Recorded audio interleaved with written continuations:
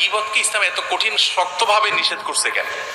একটা মানুষের গীবত করছে, কারণ মারা নাই তো, এমন কোনো ক্ষতি করে নাই, তাহলে ইসলামে এত কঠিন ভাবে যে মৃত মানুষের গোশত খাওয়ার চাইতে জঘন্য অপরাধ বলেছে বা গোশত খাওয়ার মতো বলেছে, এটা কিভাবে হয়?